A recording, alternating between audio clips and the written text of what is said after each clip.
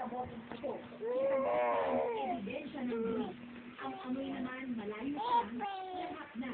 Mahigit 2 buwan na po problema ng mga taga-barangay 184, ang marumi at mabawang tubig. Ngayon, nabuntutan na ito ng peligro. Marami kasi sa mga bata dito ang dinadakbuhan ay nakabasakit, partikular ng diarrhea. Si Aling Gigi natatakot na.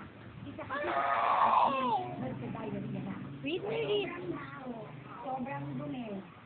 Saka, epekto ng tatay yung mga bata. Halos, hindi na nakakapasok sa eskwela.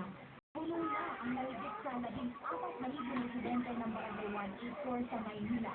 Paulit-ulit na raw nilang inire-report ang problema pero hanggang ngayon, walang solusyon. Read na. Daw nag-declare ang Maynila sa mga tubo pero ang iniwan, mga bukas na binungkal na lupa. Hindi pa nila sinemento at sinart. Kaya maaari rin nag-cross din ng maraming tubig dito. Hindi maipaliwanag ng Maynila kung bakit inabot ng siyam-siyam ang pagre-repair nila sa mga tubo. Read na, read, girl. Pero, wala po ang kumpanya.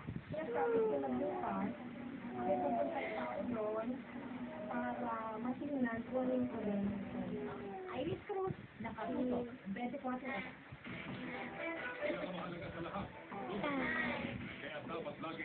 Smile. Where is your nose? Where's your nose? Wait. Show me your tongue muna.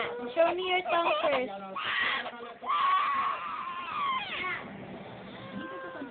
Read na lang, read. Tawag niya si Teo. Sa Manila Pagdating sa EDSA Pasay, napansin ni Custodio ang